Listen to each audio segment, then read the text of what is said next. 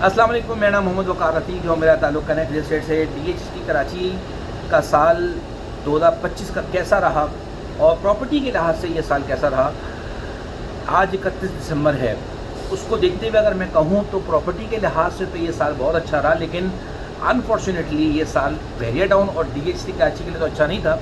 लेकिन ये साल DHA फेज़ 8 के लिए बहुत अच्छा था, फेज़ 6 के लिए बहुत अच्छा था। शहर की जितनी भी बिल्डअप प्रॉपर्टी है उसके लिए ये साल बहुत अच्छा था। वहाँ सब जगह रेट बढ़े, रेंट का भी रेट बढ़ा और बिल्डअप प्रॉपर्टी का बिल्डअप उसका भी रेट बढ़ा, प्लॉट्स का भी इवन दो रेट बढ़ा। जो प्लॉट 7 करोड़ का था वो आज 10 करोड़ का हो गया, जो प्लॉट 2 करोड़ 25 लाख का था वो आज 3 करोड़ 10 लाख रुपये का हो गया।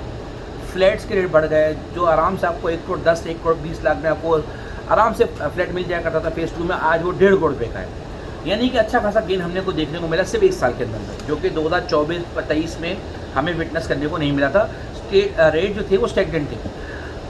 अब क्या वजह है कि DHT कराची का रेट नहीं बढ़ा? देखिए, सबसे बड़ी वजह ये कि ये इस 2025 जो था वो मेन 2025 जो साल था वो था स्टॉक मार्केट का साल, गोल्ड का, सिल्वर का साल था। ये हर बंदे ने अपनी इन्वेस्टमेंट को बजाय डॉलर में लगाने के, बजाय प्रॉपर्टी में लगाने के, स्टॉक मार्केट में इन्वेस्टमेंट की, म्यूचुअल फंड में इन्वेस्टमेंट की।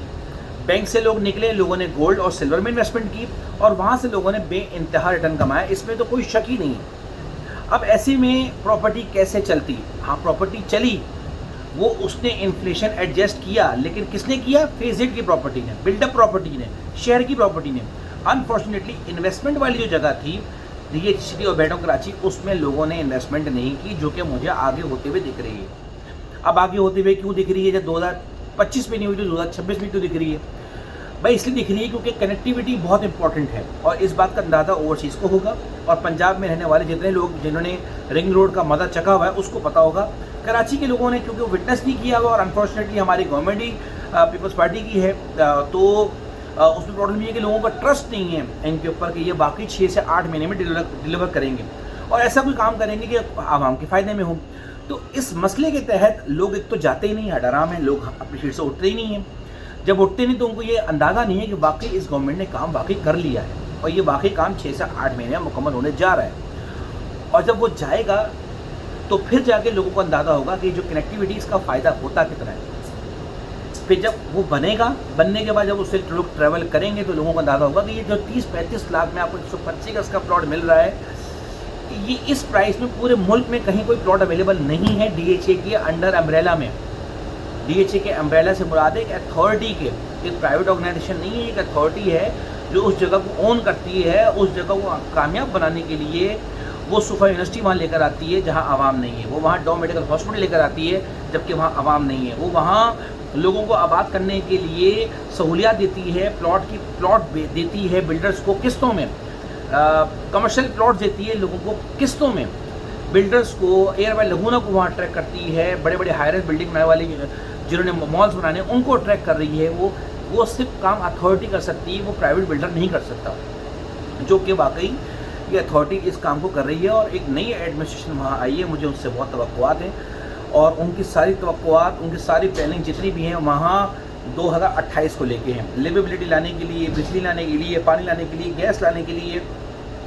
और जो मैं भी देख रहा हूँ, मैंने भी जो खुद जाके विटनेस किया है शौकत खानम हॉस्पिटल को, एक अथॉरिटी थी तो शौकत खानम वहाँ आया, शौकत खानम हॉस्पिटल में भी कोई भी मशीनरीज वहाँ नहीं आ रही। उसकी वजह यही कि वहाँ जनरेटर तक नहीं पहुँचे, वहाँ बिजली की कनेक्टिविटी नहीं है, इस वजह से वहाँ पर अब तक कोई मशीन्स नहीं आई हैं। तो वो आती हैं, उसको कनेक्ट करती हैं, उसको बनाती। उस प्रोजेक्ट को भी मुझे ऑन होते हुए टाइम लग रहा है, जब कनेक्टिविटी आ जाएगी तो उस प्रोजेक्ट ऑन होने में भी कोई टाइम नहीं लगेगा, 2027 में वो प्रोजेक्ट आ जाएगा वहाँ पे। उसके साथ साथ कनेक्टिविटी आएगी तो उसके साथ एक नया प्रोजेक्ट आ रहा है एक्सपो सेंटर, जो कि 2027 और 28 में मुकम्मल होगा।